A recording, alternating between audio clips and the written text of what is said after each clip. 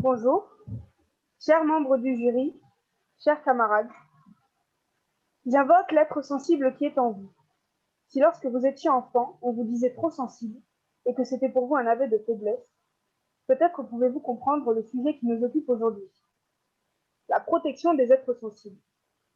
Parce que pour le droit, l'être sensible, ce n'est pas vous, ce n'est pas moi, c'est un animal.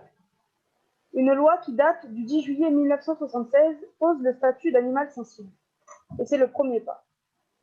Il quitte alors le statut de bien meuble pour être reconnu comme un être doué de sensibilité. Parce que sensible pour vous, ça veut dire quoi? Pouvez-vous rester insensible à la souffrance de Poussin mâle, jeté vivant dans une broyeuse, machine de torture? Que dire de ces épaulards qui se brisent, au sens propre, les dents sur le rebord en béton de leur bassin? Alors qu'ils cherchent la liberté, ils mettent en péril leur propre survie car ils perdent en captivité leur statut de prédateur. Et si, comme La Fontaine, on donnait le don de la parole aux animaux, que nous dirait-il? Quelle leçon de vie retenir? Les loups ont inventé un système de justice. On se défoule sur le gamin. N'est-ce pas suffisamment élaboré pour réfléchir autrement qu'en animal? Cette façon de régulariser les forces assure le fonctionnement même de la meute.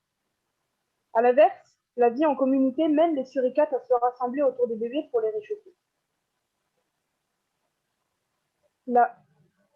Quant au dauphin qui fait rêver les enfants, il est qu'en fait qu'un animal cruel capable de torturer gratuitement une tortue, simplement pour son bon plaisir. Ainsi, les préjugés tombent et volent en éclats. Nous sommes en train de vivre actuellement la 6e extinction de masse. Alors pour préserver les espèces animales, quelles sont les solutions? Des zoos ou des parcs aquatiques? Mais pour des enfants émerveillés par le spectacle. Combien d'adultes dupes? Combien de scandales comme actuellement au Puy du Fou? Parce que étymologiquement, animal, c'est celui qui est doué d'une conscience et qui se meut. Hérité de l'anima en latin, le souffle, voire l'âme.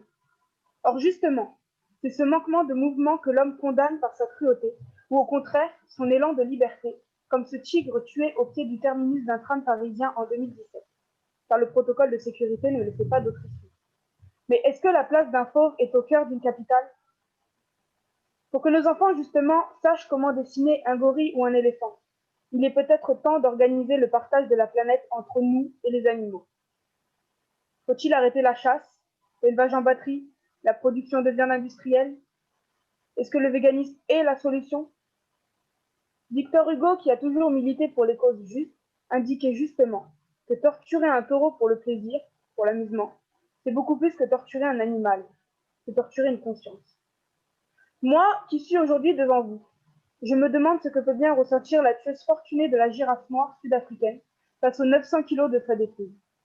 Une Barbie girl sexy qui, grâce à son argent, a fait tenir sur le mur de son salon la savane tout entière, après que ses exploits aient été relayés par tous les réseaux sociaux.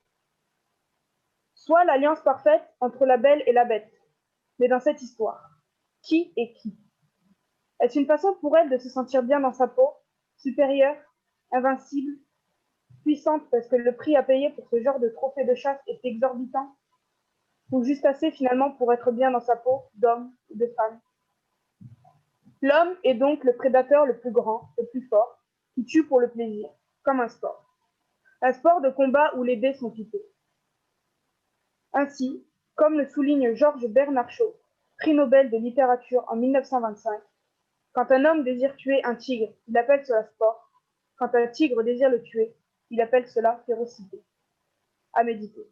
Merci à tous.